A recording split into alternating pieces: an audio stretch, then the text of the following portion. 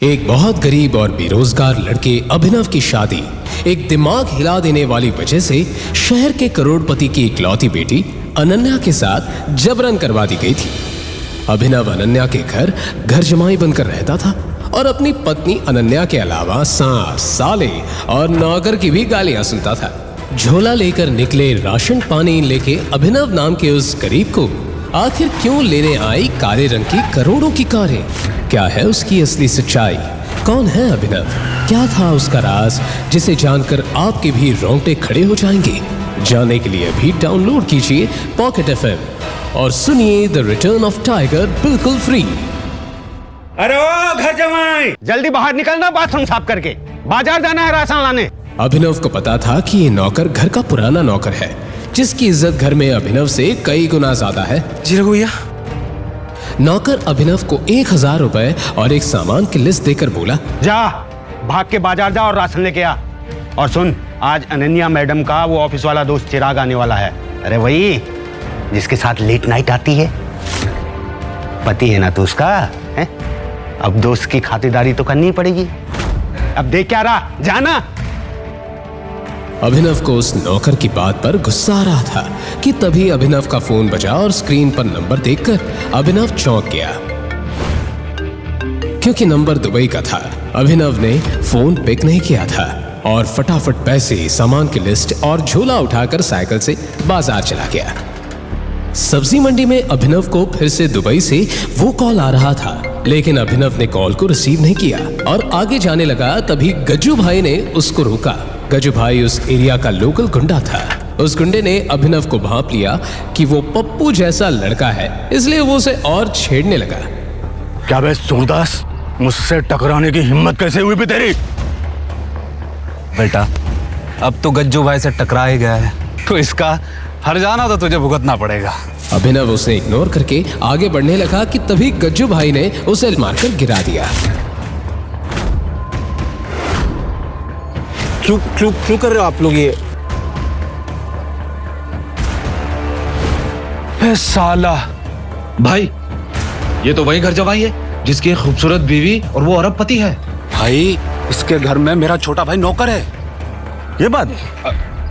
अभिनव इस इंसल्ट को बर्दाश्त करके सर झुकाकर आगे जाने लगा, लेकिन तभी गज्जू भाई ने उसकी कॉलर पकड़ा और बोला, फिर तो हम इसकी अरबपति बीवी को और पार्टी मनाएंगे अनन्या के साथ। ये सुनकर सभी गुंडे ठहाके मारकर हंसने लगे कि तभी अभिनव का फोन फिर बजा। क्या बे, तेरी डार्लिंग का फोन है क्या? जरा मैं भी तो सुनूं इसकी मीठी मीठी आवाज। आप लोगों को मुझे जो बोलना है बोल लो, बट ये फोन मत उठाना। ऐसा बोलते ही गज्जू भाई ने जरा भी देर नहीं की। हेलो अनन्या बेबी, बोलो। पर इसके बाद उस फोन पर गज्जू भाई से सामने वाले ने जो कहा उसे सुनकर गज्जू भाई थर थर कांपने लगा और पसीना पसीना होकर अभिनव के सामने लोट लगाकर बोलने लगा, हमें माफ कर दो भाई। अरे मैंने पहचानने में गलती कर दी आपको। तभी वहां धूल उड़ने लगी और सबने सामने देखा कि 3 काले शीशों वाली काले ही रंग की बड़ी बड़ी और महंगी गाड़ियां उन गुंडों के सामने आकर रुक गई।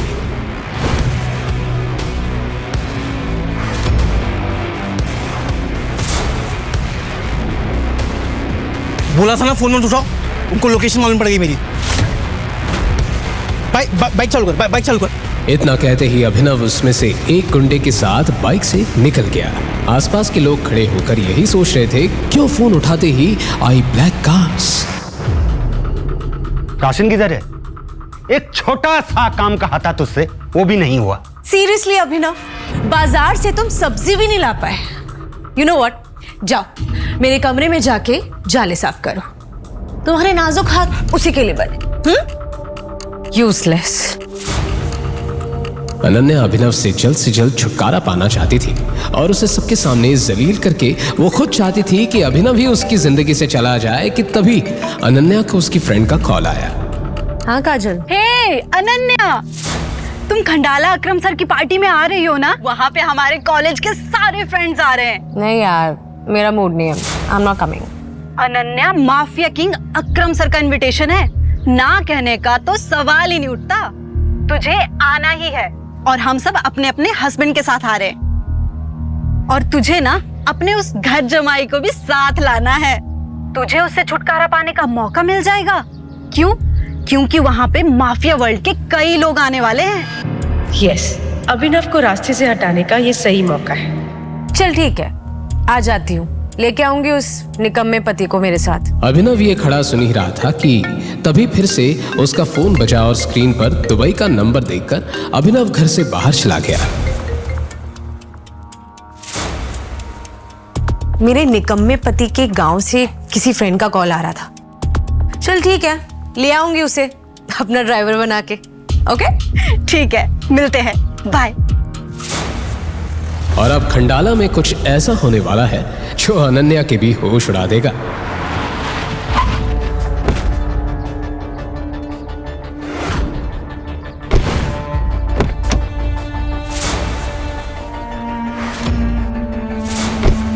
अगले दिन अनन्या अभिनव को लेकर कार से खंडाला आ गई कि तभी होटल को देखकर अभिनव की आंखें फटी की फटी रह गई। तुम्हारे पूरे खानदान में शायद तुम इकलौते इंसान होंगे जिसे इतने बड़े होटल में कदम रखने का मौका मिल रहा है।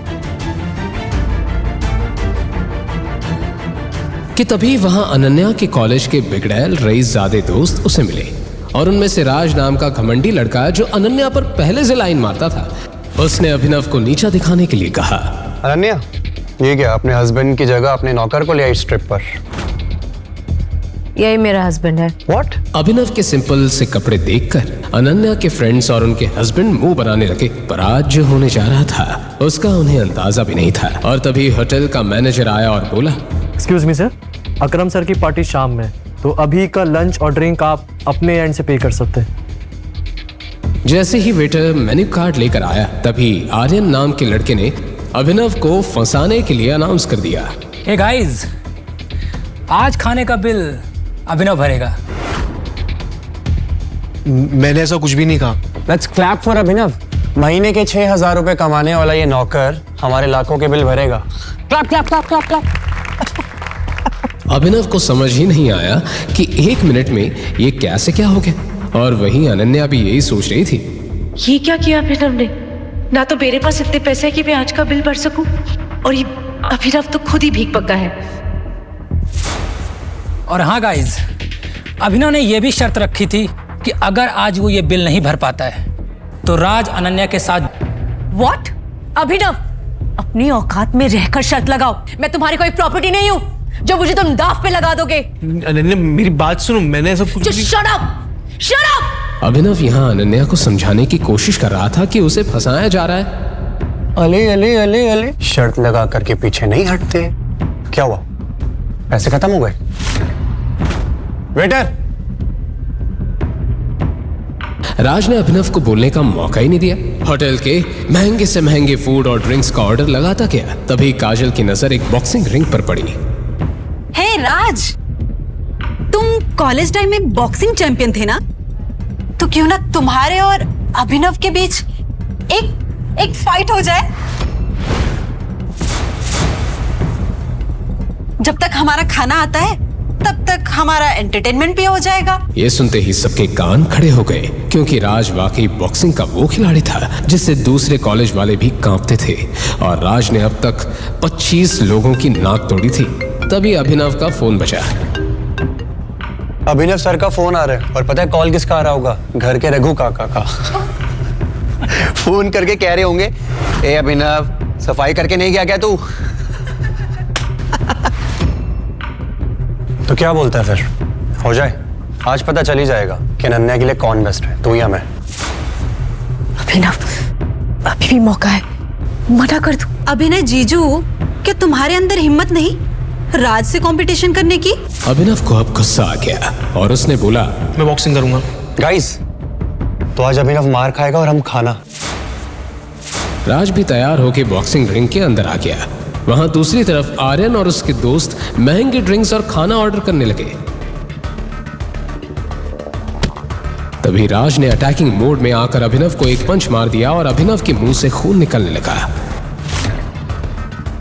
यस!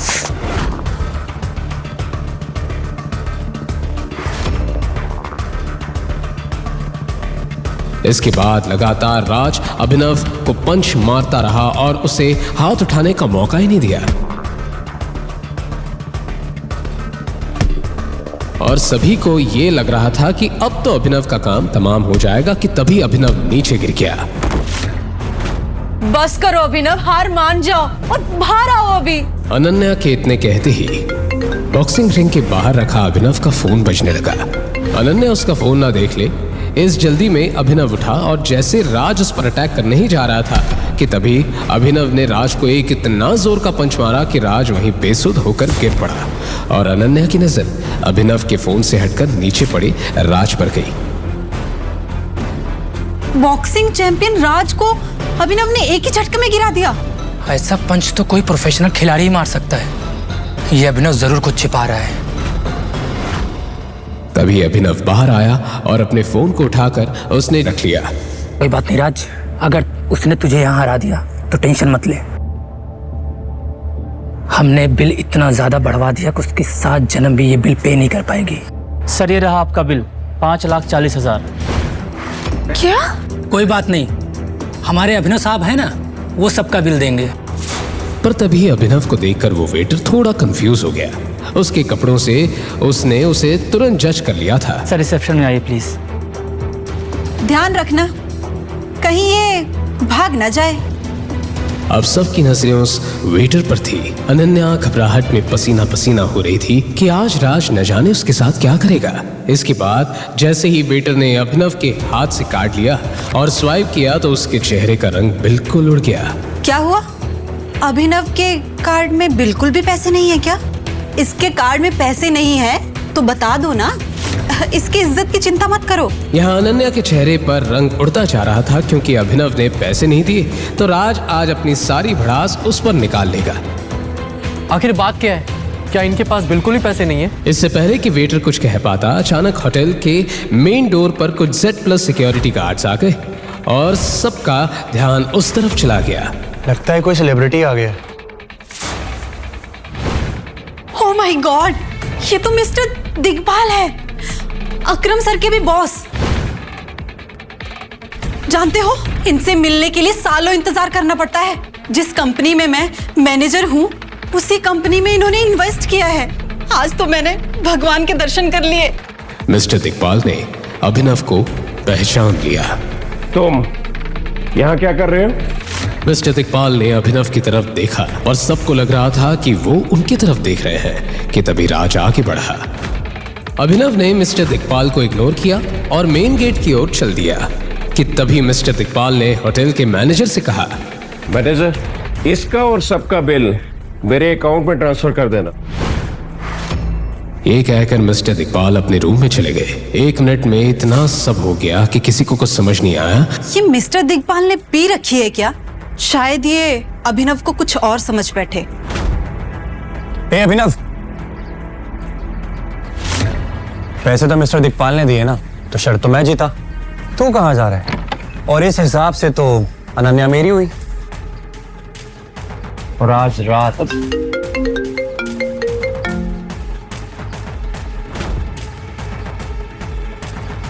राज फोन दे। फोन बजते जा रहा था कि तभी राज ने अभिनव से बॉक्सिंग का बदला लेने के लिए उससे झल्लाते हुए कहा, कौन सा बड़े सुपरस्टार का फोन आ रहा है तेरे पास?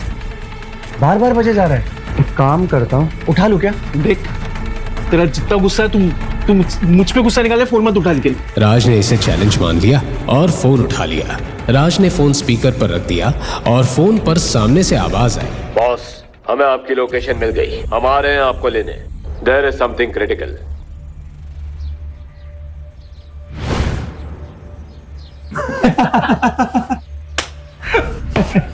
हमें किसी रिक्शे वाले, किसी कैब वाले का फोन था और वो अपने आप को कॉन्वॉय समझ रहा है। अनन्या को भी ये देखते हुए मजा आ रहा था, पर तभी हुआ ऐसा कुछ कि सभी की बोलती बंद हो गई।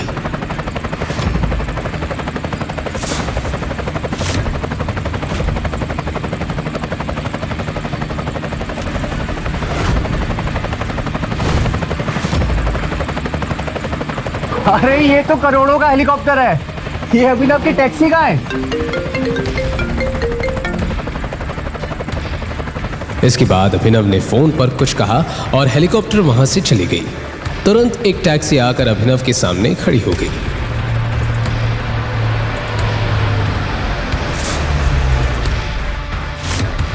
अबे खोदा पहाड़ और निकली चुईया। वही मैं कहूँ, इतने महंगे हेलीकॉप्टर में ये बैठेगा। देख टैक्सी आ गई इसकी। पर दुबई से बार बार आ रहे फोन और ये महंगी कार्स और हेलीकॉप्टर एक ऐसा राज खुलने वाले हैं जिसे जानकर आपके ही रोंगटे खड़े हो जाएंगे। अभिनव जल्दी से टैक्सी में बैठकर जाने लगा कि तभी राज और बाकी लोगों को अभिनव पर शक होता है। गाइस, वैसे किसी को पता है क्या कि वो अपनी बीवी को यहाँ खंडाला में छोड़ करके कहाँ और किससे मिलने के लिए गया है?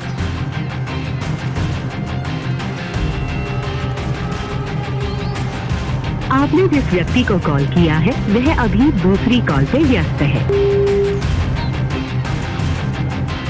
हाउ डेयर यू अभिनव, तुम मुझे बिना बताए कहाँ चले गए? अनन्या, क्या तुमने कभी कोशिश नहीं की जानने की कि तुम्हारा वो निकम्मा पति किससे बातें करता है? क्यों ना ये अभिनव का पर्दाफाश कर दिया जाए। आज उसे रंगे हाथों पकड़ ही लेते हैं। इतना कहने के बाद राज ने अनन्या की कार निकाली और सबके साथ अभिनव जिस टैक्सी में था उसे फॉलो करने लगा।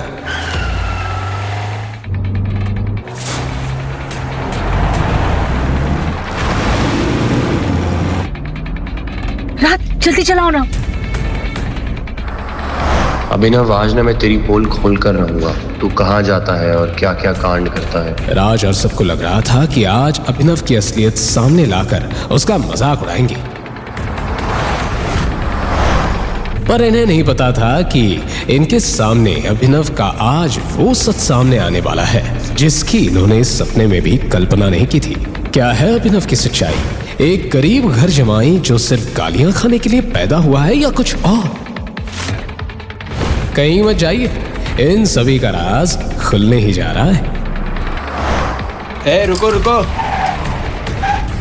अभिनव की टैक्सी को अचानक पुलिस द्वारा चेक पोस्ट पर रोक लिया गया। राज ने कार को कुछ दूर पहले ही रोककर तमाशा देखना शुरू किया।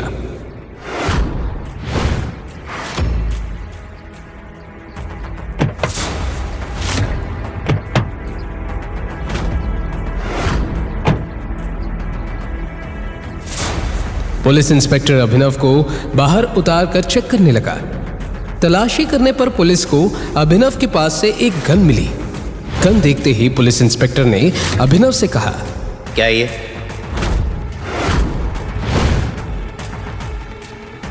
गन कहाँ से आई तुम्हारे पास? लाइसेंस कहाँ है इसका?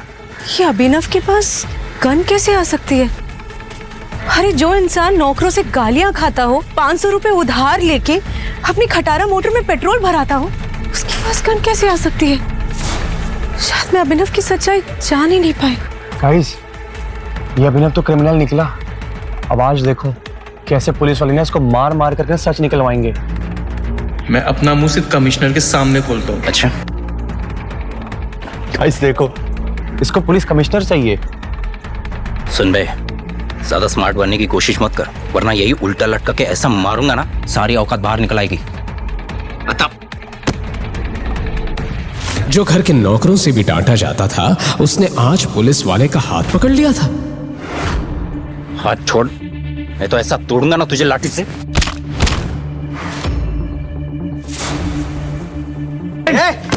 ये चिल्लाहट सुनते ही आसपास के सब पुलिस वाले भी घूम गए। अनन्या और राज के भी होश उड़ गए। अरे कोई कमिश्नर साहब को बुलाओ, ये आदमी पागल हो गया है। इतना हंगामा मचा कि तभी वहां सबको एक पुलिस सायरन सुनाई दी।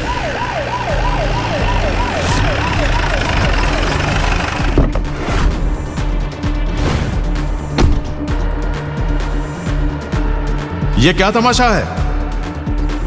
सर,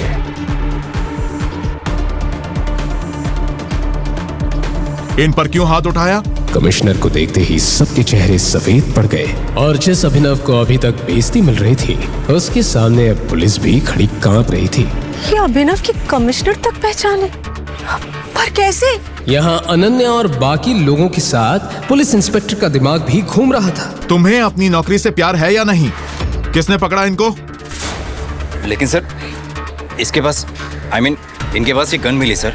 तो क्या हुआ? सेल्फ डिफेंस के लिए है और मैंने ही गिफ्ट की थी ये गन बर्थडे पे। बर्थडे पे? पर अभिनव तो अपने बर्थडे पे अपनी मम्मी की सैंडल ठीक करवाने गया था और इसी बीच कमिश्नर ने उसे गन भी गिफ्ट कर दी। मैं सपना तो नहीं देख रही ना? अनन्या और बाकी सब कुछ भी समझ नहीं पा रहे थे कि तभी कमिश्नर ने अभिनव को उसे बाइज्जत जाने दिया।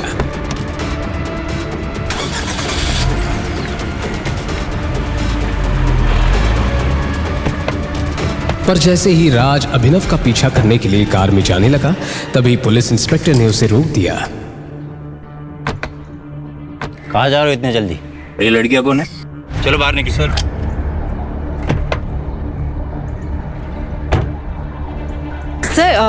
वो हम अभिनव जी के साथ है, तो वो जहाँ जा रहे हैं हम भी वही जा रहे हैं। अच्छा ठीक है, तुम लोग जाओ।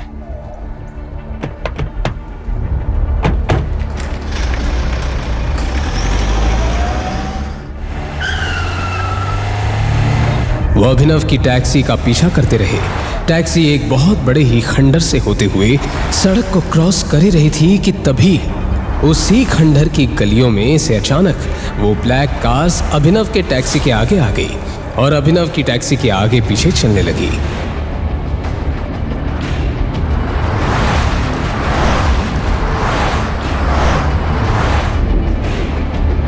तभी वो 3 ब्लैक कार अभिनव के टैक्सी के साथ चलने लगी।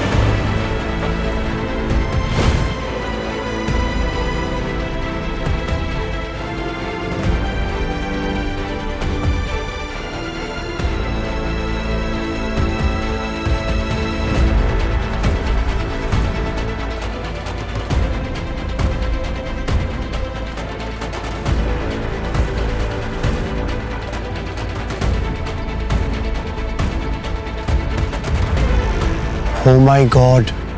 क्या है अभिनव का दुबई से कनेक्शन और क्यों आ रहा था अभिनव को दुबई से कॉल? गरीब डिलीवरी बॉय अभिनव की बरसों पुरानी गर्लफ्रेंड ने उसे एक रईसजादे के लिए छोड़ दिया। फिर क्या था? प्यार में हारा अभिनव बेचारा दारू पीकर चढ़ गया जमीन से 50 फीट ऊपर बिल्डिंग के टेरेस पर। मैं ये दुनिया छोड़ के जा रहा हूँ। मुझे तो तुम्हारे धोखे नहीं मार दिया। तुम खुश रहना उस रईसजादे के साथ। मैं चला। वो मजनू तो जान देने को तैयार था, मगर किस्मत को कुछ और ही मंजूर था। अचानक अभिनव नीचे गिर गया, मगर वो गिरा भी तो कहां?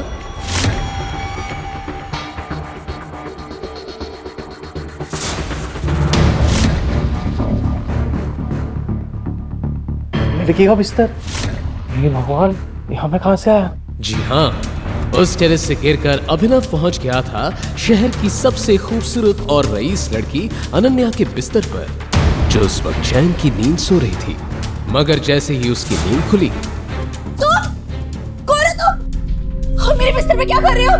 मैं तो कुछ नहीं जानता। मैं कहां से आया? मुझे तो उसकी समझ में नहीं आ रहा है। मुझे तो लग रहा है मैं भी एक सपना देख रहा हूँ। सपने से बाहर आओ और बताओ तुम कौन हो? तुम जानते भी हो मैं कौन हूँ?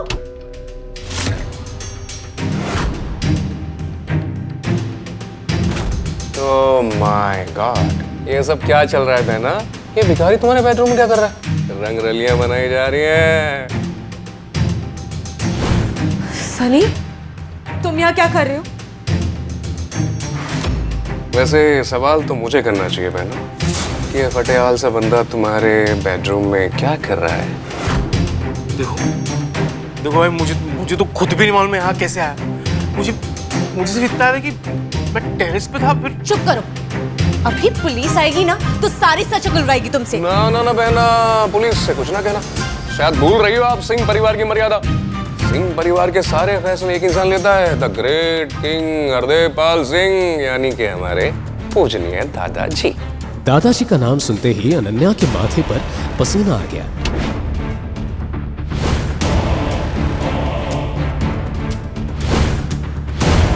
अनन्या,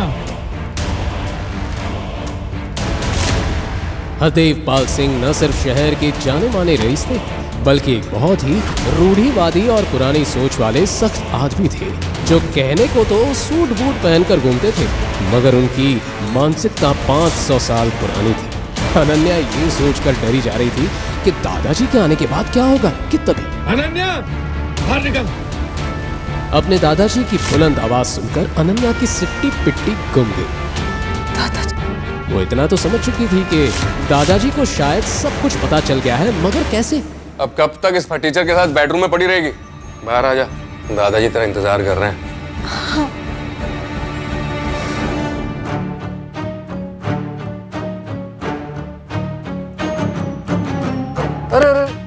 अरे आप कहाँ जा रहे हैं भैया? सुनो, बड़े बुजुर्ग सच ही कहते हैं कि दारू सेहत के लिए हानिकारक होती है। अब देख, तेरी दारू आज तुझे कहाँ ले आई? और मेरी बहन को मेरे दादाजी के गुस्से से कौन बचाएगा? और तू साले डिलीवरी बॉय, तेरी तो ऐसी की तैसी हो गई।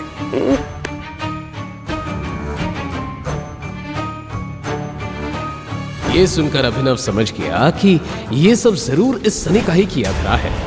टेरेस से नीचे गिरकर शायद अभिनव बेहोश हो गया होगा और उसी बेहोशी की हालत में सनी ही उसे यहाँ ले आया होगा। मगर अब अभिनव के दिमाग में कुछ और ही सवाल चल रहे थे। भाई एक बहन के साथ ऐसा कैसे कर सकता है? सनी अनन्या का सगा भाई है भी कि नहीं? जहां अभिनव के मन में चल रहे थे ये सवाल, वहीं हरदेव पाल सिंह ले आए एक बड़ा पौधा।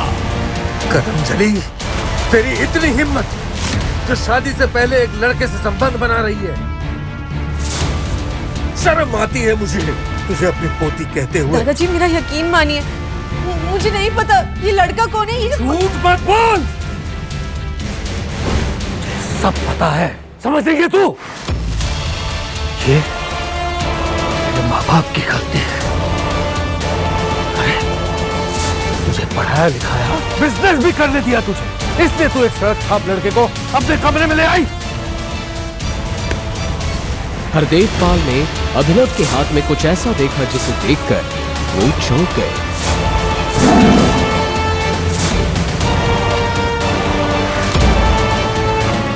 आपको शर्म आनी चाहिए, एक दादा होकर अपनी पोती पे हाथ उठा रहे हो, उसको इतना घिनौना इल्जाम लगा रहे हो। अकल ठिकाने है कि नहीं आपका? अचानक पूरे कमरे में सन्नाटा छा गया। आज तक किसी ने भी हरदेव पाल से ऐसे बात नहीं की थी, और यहाँ एक मामूली सा डिलीवरी बॉय शहर के जाने माने रईस से जुबान लड़ा रहा है। साले तेरी इतनी हिम्मत, मेरे दादा से जुबान लड़ाता है? गोलियों से भून डालूंगा तुझे। सनी, छोड़ दे इसे। सनी को समझ नहीं आया कि उसके दादाजी ऐसा क्यों कह रहे हैं, पर उसके पास अपने दादाजी की बात मानने के अलावा और कोई ऑप्शन नहीं था। हरदेव पाल ने अभिनव को ऊपर से नीचे तक देखा और फिर अनन्या को देखते हुए बोला, अनन्या, इस लड़के का नाम जो भी हो, लेकिन तुझे इस लड़के से शादी करनी होगी। नहीं दादाजी, मैं इससे शादी कैसे कर सकती हूँ? मैं इसका नाम भी नहीं जानती हूँ। ए लड़की, ज्यादा अनजान मत बन। हरदेव सिंह के कानून को तू जानती है। बिना चू चपट किए शादी कर ले तू, और वो भी आज ही। नहीं दादाजी, मैं इस फटीचर से शादी नहीं करूंगी मैं ये शादी।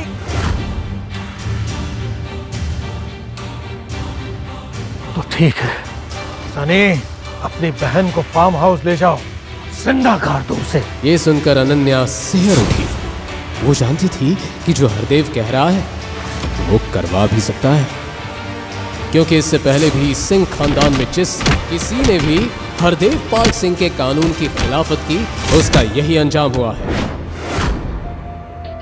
अनन्या भी अब अपने दादा के सामने लाचार हो गई थी। वहीं अभिनव जानता था कि अगर उसने अनन्या से शादी नहीं की तो एक मासूम लड़की उसकी वजह से अपनी जान से हाथ धो बैठेगी। फिर क्या था, 1 घंटे के अंदर ही उसी हॉल में अनन्या और अभिनव की शादी हो गई। शादी की पहली रात अनन्या की जुबान पर बस एक ही सवाल था। नाम क्या है? अभिनव, बट मेरे पापा मुझे प्यार से जो भी बुलाते हो मुझे फर्क नहीं पड़ता।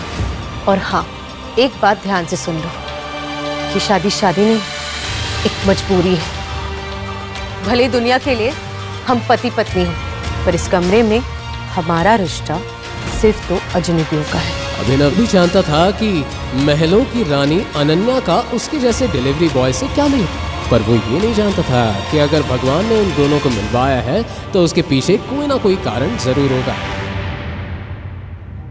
आज मेरे दोस्त अकरम के जन्मदिन की पार्टी है और अनन्या, तुम उस पार्टी में हमारे नए दामाद को अपने साथ लेकर के जाओगी। वैसे तो अनन्या उस पार्टी में नहीं जाना चाहती थी, मगर दादाजी का हुक्म टालना उसके लिए नामुमकिन था। मजबूरी में अभिनव को भी अनन्या के साथ जाना पड़ा, मगर वहां उसका सामना उससे हुआ जिसे देखकर वो पूरी तरह से चौंक गया।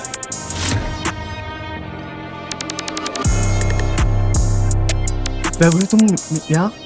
जी हाँ, अभिनव के सामने खड़ी थी उसकी वही एक्स गर्लफ्रेंड वैभवी, जिससे प्यार में धोखा खाकर अभिनव टेरेस पर चढ़ गया था। कहने को तो वैभवी भी अभिनव की तरह कम पैसों वाली ही थी, मगर कुछ ही दिनों पहले शहर का जाना माना रईसज़ादा देवेन उसके प्यार में पागल हो गया और उसी के चलते वैभवी ने अभिनव को लात मार दी। देवेन ने जब अभिनव को वैभवी से बात करते देखा तो बोला, कौन है बेबी ये फटीचर? ओह, कहीं ये वही डिलीवरी बॉय तो नहीं जो तुम्हारे प्यार में टेरेस से कूद गया था? हाँ बेबी, ये वही देवदास की औलाद है। जरूर यहाँ डिलीवरी करने आया होगा, है ना? इतने में वहां सनी पहुंच गया, जो पहले से ही उस पार्टी में मौजूद था। क्या बात है जीजा जी, आप यहाँ पिज्जा डिलीवरी करना है? जीजा जी, आपकी शक्ल देखकर लगता तो है कि आप एक गरीब खानदान से, और इतना गरीब कि डिलीवरी बॉय बन गए। छी छी छी छी जीजा जी। सनी, तू इस फटीचर को जीजा क्यों बोल रहा है? कहीं तू ये तो नहीं कहना चाहता कि... हाँ, मैं यही तो कहना चाहता हूँ कि मेरी बहन ने इन्हीं के साथ में शादी करी है। ये है मेरे बहन के पति परमेश्वर, यही है मेरी बहन के पति, प्यारे प्यारे पति। ये सुनकर पार्टी में मौजूद हर शख्स की होश उड़ गए, मगर जो सबसे ज्यादा बौखलाया वो था अनन्या का सबसे पुराना दीवाना चिराग। नहीं अनन्या, तुम ऐसा नहीं कर सकती। मैं इतना रईस और हैंडसम हूँ, तुमने इस फटीचे के साथ शादी करनी? अरे ऐसा क्या हो गया तो तुमने इस भिखारी से शादी कर ली? अरे मैं बताता हूँ ना चिराग कि मेरी प्यारी बहन ने इसके साथ में शादी क्यों कर ली। और फिर बड़े ही नाटकीय ढंग से सनी बड़ी महफिल के सामने उस अनोखी शादी के बारे में बताने लगा। कैसे अनन्या के बिस्तर में मिला अभिनव, कैसे दादाजी ने कहा उसे, और कैसे एक डिलीवरी बॉय के साथ बंध गई अनन्या। सनी ये सब बताया जा रहा था और सब फुसफुसा कर हंसे जा रहे थे, मगर अनन्या की आंखों में थे आंसू। रोती रोती बेचारी अनन्या दौड़ते हुए वहां से भाग गई। अरे अनन्या के पीछे अभिनव भी वहां से जा रहा था, मगर सनी ने उसका हाथ पकड़कर उसे रोक लिया। अरे जीजा जी, आप कहाँ जा रहे हैं जीजा जी? आप तो हमारी महफिल की शान हैं, आपका होना भी बाकी सम्मान है। अरे आइए आइए जीजा जी, ये खास आपके लिए लगवाई है। ये कहते हुए सनी ने अभिनव को एक बड़ी ही सुंदर मगर साथ ही खतरनाक नजर आने वाली चेयर पर बैठने का इशारा किया। ए सनी, तू पागल हो गया? अरे ये इस चेयर पे कैसे बैठ सकता है? तू जानता है ना ये चेयर किसकी है? अरे तो चुप कर यार देवेन, अब मेरे प्यारे जीजा जी हैं तो मुझे पता है ना सम्मान कैसे देना है। हाँ, जो भी है जैसा भी है, हमारे दोस्त सनी का जीजा जी है यार, इसका सम्मान तो करना पड़ेगा ना। बिल्कुल करना पड़ेगा, क्यों नहीं। चिराग की बात सुनकर देवेन भी समझ गया कि अब सनी अभिनव का काम तमाम करके ही रहेगा। अब पता चलेगी इस डिलीवरी बॉय को इसकी असली औकात।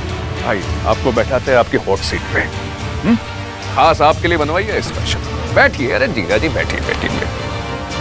और फिर जैसे ही अभिनव उस चेयर पर बैठा, अचानक ही उस चेयर से पूरे हॉल में बहुत ही तेज साउंड वाले अलार्म बजने लगे। क्या हो रहा है ये सब? तूने क्या किया? तो माफिया किंग की कुर्सी पर बैठ गया। अबे तू गया। वो खास चेयर थी द माफिया किंग गैंग के मालिक अकरम की, और इस चेयर में अकरम के अलावा किसी और को बैठने की इजाजत नहीं थी। कौन है वो माका लाल?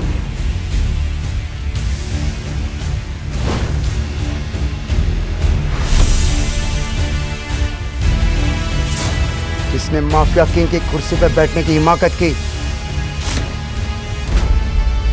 सूट बूट पहने, हाथों में एक इम्पोर्टेड सिगार लिए, अब खुद अकरम वहां पहुंच गया था। अलार्म्स की आवाज सुनकर वो समझ गया था कि किसी ने द माफिया किंग की कुर्सी में बैठने की गुस्ताखी की है। तू है वो हरामजादा।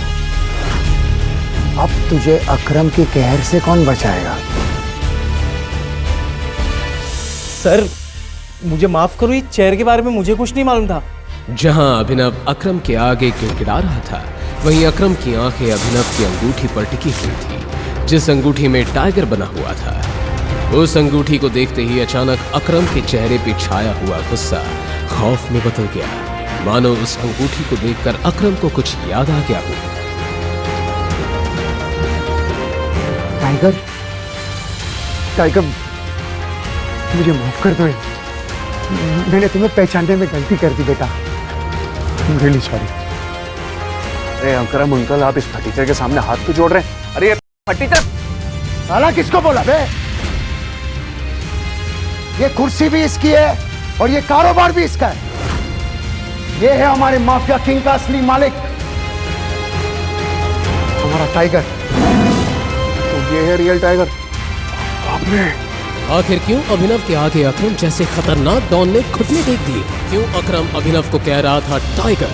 क्या याद आया था अकरम को अभिनव की उस अंगूठी को देखकर? और अब क्या नया मोड़ लेने वाली है अभिनव और टाइगर की कहानी? आगे की कहानी जानने के लिए देखें अगला एपिसोड सिर्फ पॉकेट एफएम के यूट्यूब चैनल पर, और द रिटर्न ऑफ टाइगर के सारे एपिसोड्स को सुनने के लिए डिस्क्रिप्शन में दी लिंक से डाउनलोड करें पॉकेट एफएम ऐप।